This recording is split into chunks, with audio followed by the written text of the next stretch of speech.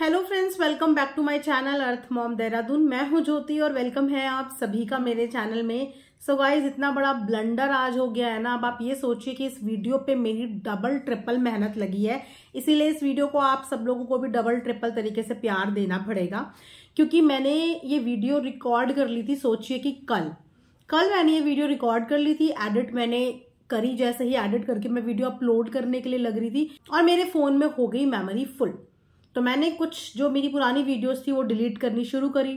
टिक करते करते मैंने वो वीडियो भी डिलीट कर दी जो मुझे अपलोड करनी थी, और उसके बाद मुझे वापस से वीडियो रीशूट करनी पड़ी। जल्दी से बताना कि कितने लोगों के साथ ऐसा होता है कि आप पहले कोई काम पूरा कर दें और फिर गलती से वो काम आपका डिलीट हो जाए, तो आप लोगों को कैसा फील होता है। इतना इरिटेटिंग मुझे फील हो रहा था, बट मैंने कहा नहीं, वीडियो तो बनानी है, क्योंकि वीडियो बनानी बहुत जरूरी है। और इतना बड़ा बड़ा मैटर कंटेंट हाथ में आया है और इस कंटेंट को हम मिस नहीं कर सकते ना। बहुत मुश्किल से कंटेंट मिलता है, तो उस कंटेंट को वेस्ट कैसे करें। और इस बार तो कंटेंट खुद चल के हमारे पास आया है। बाकी टाइम पे हमें कंटेंट खोजना पड़ता है दूरबीन लेके, वीडियो व्लॉग में से, व्लॉगर्स के। बट दिस टाइम कंटेंट खुद चल के आया है और परोसा गया है। तो अगर परोसा गया है तो फिर उस पर हम अपने हाथ तो साफ करेंगे ना। तो दोस्तों, वीडियो को बिना स्किप करे हुए एंड तक जरूर देखना। आधी अधूरी वीडियो देखने के बाद कमेंट सेक्शन में कमेंट मत करना, पहले पूरा का पूरा वीडियो देखना, उसके बाद जाके कमेंट करके अपना पॉइंट ऑफ व्यू आप लोग मेरे साथ शेयर कर सकते हो। तो यहाँ पे अभी कुछ दिन पहले मैडम और जनाब ने एक वीडियो बनाया था, Q&A भी उसमें इंक्लूड कर दिया था, और वहां पे जनाब और मैडम ने एक खुला चैलेंज किया था। और वो चैलेंज मैडम और जनाब ने उन लोगों को किया था जो लोग मैडम के खिलाफ फेक खबर फैलाते हैं। जैसे कि मैडम की ऑलरेडी पहले एक बेटी है। अच्छा, मुझे एक चीज याद आई, थोड़ा सा टाइम लूंगी। बहुत सारे लोग ना, जब मेरी मैडम और जनाब के वीडियो देखते हैं ना, तो कमेंट सेक्शन में कमेंट करते, दीदी आप ओवर एक्टिंग करने लगे हो। गाइज, किसी भी व्लॉगर पे मेरा वीडियो देख लेना, रिएक्शन कहीं पे निकल के नहीं आती ओवर एक्टिंग, पता नहीं। लेकिन जब भी मैं मैडम और जनाब के लिए रिएक्शन देती हूँ ना चाहते हुए भी निकल के आती है, ना चाहते हुए भी। मैं बहुत कंट्रोल करूंगी और फिर आप मुझे बताना जरूर कि आज मैंने कंट्रोल किया है, तो आज बिना ओवर एक्टिंग के आप लोगों को रिएक्शन कैसा लग रहा है। ठीक है, तो शुरू करती हूँ। तो मैडम ने ये क्लेम किया था कि जो भी अभी तक अफवाहें यहाँ पे फैली जा रही हैं इतने समय से, उनमें कुछ भी सच नहीं है और मैडम की कभी कोई बेटी रही ही नहीं। मैडम का ये पहला ही बेबी है और इससे पहले मैडम कभी मम्मा बनी ही नहीं है। खैर, मैंने पहले भी व्लॉग में अपनी वीडियो में ये बात नोटिस करवाई थी कि जितनी ओवर एक्साइटेड और जितनी कॉन्फिडेंट मैडम अपनी हर वीडियो, हर व्लॉग के टाइम पे रहती है, दिस टाइम उनका जो एनर्जी लेवल था वो भी बहुत लो था। इनफैक्ट उनका कॉन्फिडेंस लेवल वो भी बहुत लो था और उनका एक्साइटमेंट लेवल तो बिल्कुल जीरो था। क्योंकि जब साहिबा की प्रेगनेंसी की भी न्यूज दी जा रही थी, उस समय पे भी वो बहुत ठंडी थी और मैंने बोला था कि हमेशा से ठंडे रिएक्शन तो जनाब के होते हैं, लेकिन दिस टाइम मैडम के भी एकदम ठंडे वाले रिएक्शन है। ऐसा क्यों? क्योंकि तब तक हमें पता नहीं था कि आगे चल के ये कौन से सेंसिटिव मुद्दे पे बात करने वाले हैं। तो जिस टाइम मैडम ने ये वाली बात भी बताई और बोली, आप उनका चेहरा देखना, वो ठीक से आई कांटेक्ट भी नहीं कर पा रही थी, ठीक से अपना फेस लिफ्ट करके वीडियो में बोल भी नहीं पा रही थी। ज्यादातर चीजें जनाब बोल रहे थे, जो कि अक्सर कम बोलते हैं, बट दिस टाइम सब कुछ उल्टा हो रहा था। खैर, उन्होंने अपनी तरफ से एक चैलेंज फेंक दिया और ये भी बोला कि जो भी बात करे, जो भी दिखाए, फैक्ट्स के साथ दिखाना, बाकी मानना ना मानना आपके ऊपर है। उसके बाद अगले दिन से ही मैक्सिमम मीडिया चैनल्स ने ये न्यूज चला दी और इस चीज को खारिज कर दिया कि मैडम की पास्ट लाइफ से रिलेटेड जितनी भी खबर, जितनी भी रूमर्स आज तक फैली हैं, उनमें कोई भी सच्चाई नहीं है। जनाब और मैडम ने इस बात के लिए चुप्पी तोड़ दी है और उन्होंने बता दिया है कि जितनी भी खबर उनसे रिलेटेड आई है उसमें कोई भी सच्चाई नहीं है।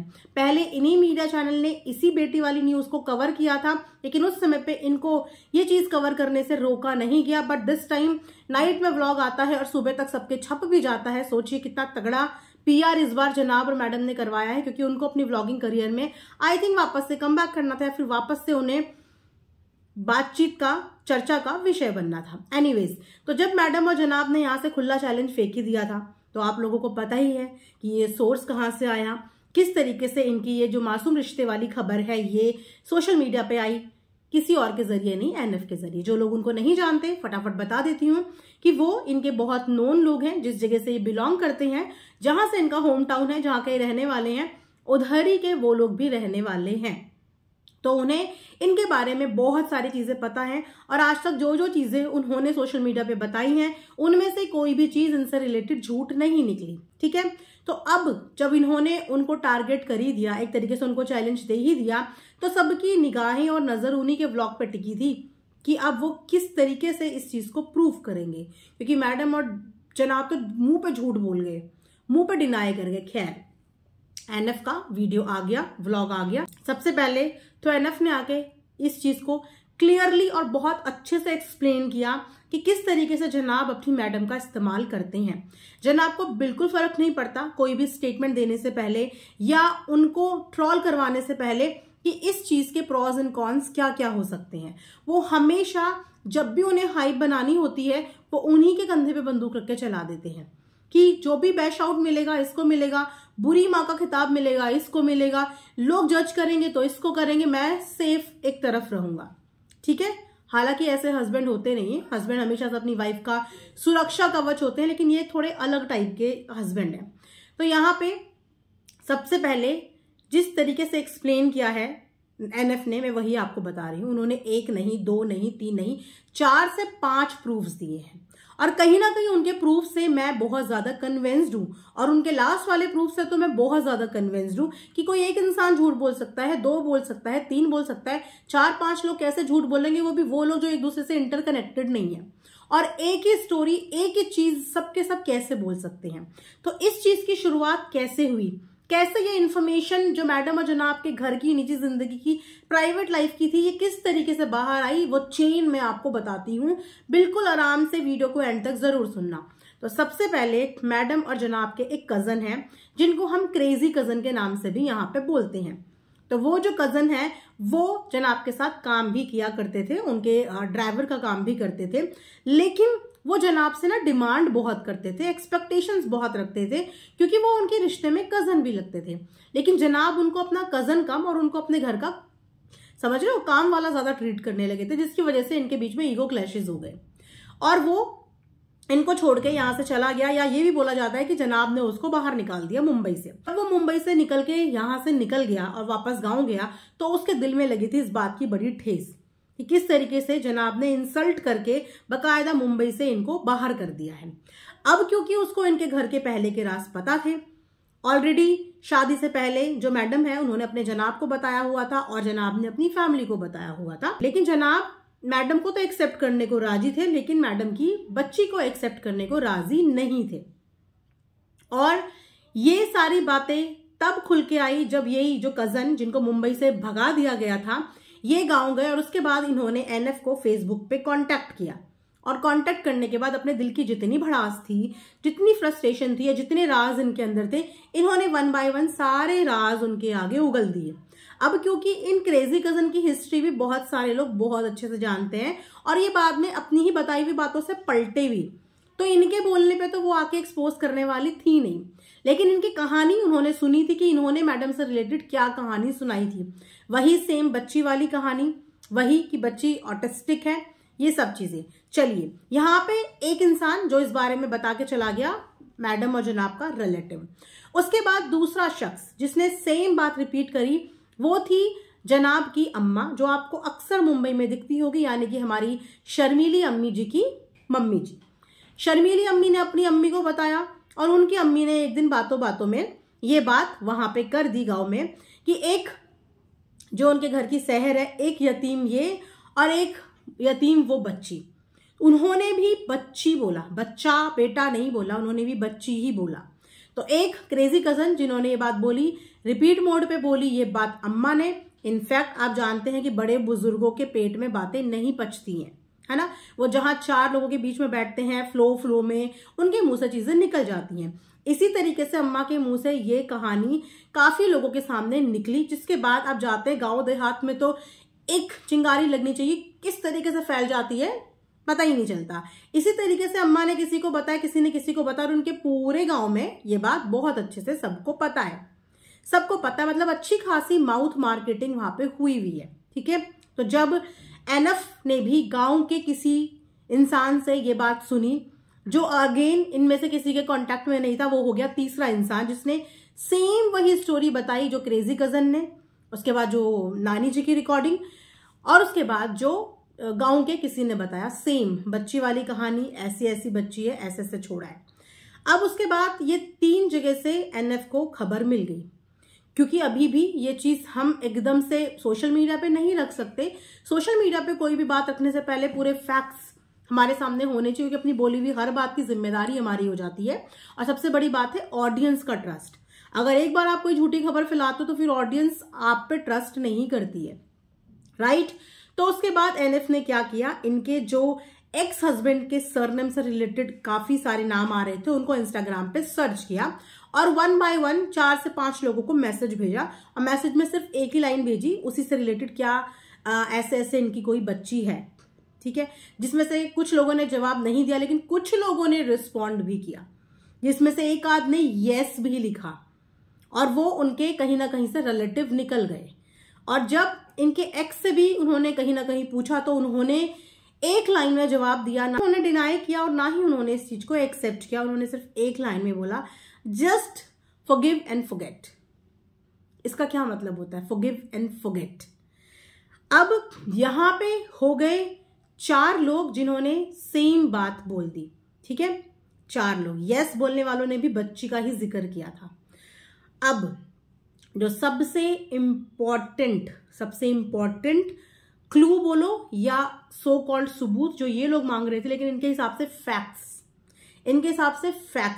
तो ये चलता फिरता फैक्ट आके इनके मुंह पे पचका करके गया है। वो है एक लड़की की रिकॉर्डिंग। अब आप बोलोगे ये लड़की कौन है जिसकी रिकॉर्डिंग है। सो ये लड़की जो है ना, ये मैडम और मैडम के एक्स के साथ क्रू में काम करती थी पहले। मैडम पहले क्रू मेंबर थी, जेट के साथ एसोसिएटेड थी, और मैडम के जो एक्स थे वो भी पायलट थे, और ये जो लड़की है ये भी उनके साथ उस समय पे क्रू मेंबर थी, जो कि बहुत अच्छे से इन लोगों को जानती थी। और इनसे जुड़े हुए उस समय पे जितने लोग थे, इनके जितने भी फेलो इनके क्रू मेंबर्स थे, उनको ये बात बहुत अच्छे से पता थी। तो उन्होंने आके यहाँ पे मुंह पे बोला है कि ये बात 100% सच है, और मैं इस चीज की गारंटी लेती हूं कि ये बात सच है। और ये बात हमारे सारे क्रू को बहुत अच्छे से पता थी, और उस समय इस बात पे बहुत ज्यादा चर्चा भी हुआ करती थी। जिस समय पे मैडम ने डाइवोर्स लिया, बेटी को छोड़ के आगे बढ़ गई, उस समय पे ये इतना हॉट टॉपिक था कि इस चीज के बारे में सब लोग बात करते थे। तो उन्होंने इस बात की ऑथेंटिसिटी दे दी है कि जो भी खबर ये लोग ये प्रूव कर रहे हैं कि सच नहीं है, वो एक्चुअली सच है।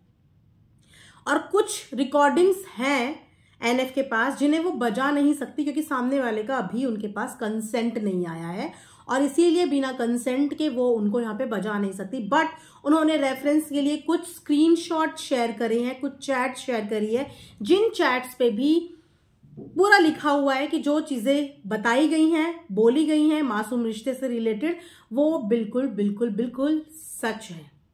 आपको पता है जिस लड़की ने अपना वीडियो इनके साथ शेयर किया था, इनको अपना वीडियो दिया था, उसके क्या थॉट्स थे इनके लिए। देखा जाए तो इनके साथ की इनकी एक फेलो क्रू मेंबर थी, कलीग थी किसी समय पे, और क्या रिस्पेक्ट इन्होंने कमाई है। आज भले ही ये कितनी बड़ी एक्ट्रेस बन गई हो, कितने बड़े सेलिब्रिटी बन गए हो, लेकिन इज्जत के नाम पे देखो कि इनके साथ के काम करे हुए एक्स फेलो कलीग्स आके इनके मुंह पे इनका इंसल्ट करके जा रहे हैं। एक माँ के लिए अपने बच्चे को छोड़ना एक बहुत बड़ी बात होती है। छोड़ना तो सोचिए दूर की बात हो गई, ये उन माओं में से है जो एक्सेप्ट भी नहीं कर पा रही हैं कि हाँ मेरी एक बेटी है, हाँ मैं इससे पहले भी माँ बनी हूं। माँ बनना कितना सौभाग्य की बात होती है, लेकिन यहाँ पे तो अपनी सो कॉल्ड इमेज के लिए, अपनी सो कॉल्ड पता नहीं क्या ये प्रूफ करना चाहती हैं, उसके लिए इन्होंने अपनी पहली बार माँ बनी हुई चीज को भी डिनाई कर दिया, अपनी बेटी के अस्तित्व को ही खत्म कर दिया, उनकी एग्जिस्टेंस को ही खत्म कर दिया कि उसकी कोई एग्जिस्टेंस ही नहीं है। एनीवेज बहुत अच्छी बात है कि जो इनके एक्स हस्बैंड है उन्होंने अभी तक भी अपनी बेटी की प्रिवेसी को मेंटेन रखा हुआ है, और अच्छी बात है। वरना कल को जब उस बच्ची को पता चलता ना कि उसकी माँ ने ऐसा किया है, कहीं ना कहीं से सुन लेती, तो शायद उसको बहुत हर्ट होता, उसको अफसोस होता कि मैं कहाँ और कैसे पैदा हो गई। राइट। तो उसके पापा ने बहुत अच्छा किया है कि उसकी सारी चीजें प्राइवेट रखी हुई हैं। हालांकि उनकी बेटी से रिलेटेड ना किसी किसी फॉर्म में न्यूज आती रहती है, कभी कोई पड़ोसी, कभी कोई नोन बंदा वो बताता रहता है कि हाँ ये यहाँ है, कभी कोई बताता है पुणे में है, कभी कोई कहता है गोवा में है। बहुत अच्छे से उसका ख्याल हो रहा है। उसके जो ग्रैंड पेरेंट्स हैं वो बहुत अच्छे से ख्याल रखते हैं। उसके जो पापा हैं वो भी उसका बहुत अच्छे से ख्याल करते हैं, क्योंकि बच्ची जो है वो स्पेशल चाइल्ड है।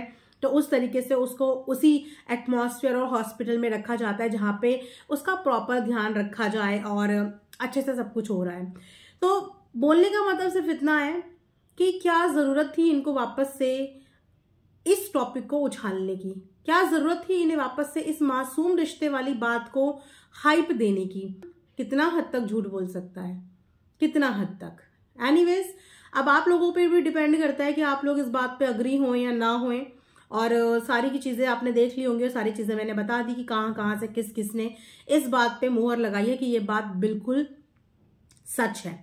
आप चाहें तो उस लड़की का जिसने पूरा एक अपना वीडियो रिकॉर्ड करके दिया है, जो इनकी एक्स कलीग रह चुकी है, आप उसका भी वीडियो देख सकते हो। प्राची नाम है उनका, आप जाके उनका भी वीडियो देख सकते हो। उन्होंने बहुत अच्छे से इनकी इंसल्ट करी है और इनको रियलिटी चेक दिया है कि ये है तुम्हारी इमेज, ये है तुम्हारी रिस्पेक्ट। कभी चार दीवारी से बाहर अपने जानने वाले लोगों से मिलोगे ना तो पता चलेगा कि वो तुम्हारी कितने रिस्पेक्ट करते हैं। क्योंकि यहाँ पे तो शायद फेक इमेज की लिपापोती है, लेकिन जो लोग रियल और पास्ट को जानते हैं ना वो कभी रिस्पेक्ट कर ही नहीं सकते। कैसे ऐसे इंसान की रिस्पेक्ट कर सकते हैं जिसने अपना मासूम रिश्ता अपनी सेकंड मैरिज के लिए या अपने so called extra marital affair के लिए छोड़ दिया हो, वो भी वो रिश्ता जिस बच्चे को सच में माँ की जरूरत थी, जो एक स्पेशल चाइल्ड था, इसको एक स्पेशल ट्रीटमेंट की, एक स्पेशल अटेंशन की जरूरत थी। उस टाइम पे उस बच्चे को एक माँ ने छोड़ दिया। चलिए, मैंने सोचा इस टॉपिक को कवर करना बहुत ज्यादा जरूरी है। बाकी आप लोग कमेंट सेक्शन में जरूर बताना कि आप लोगों को वीडियो कैसा लगा और आपका इस चीज पे क्या कहना है। Thanks for watching earth mom Dehradun.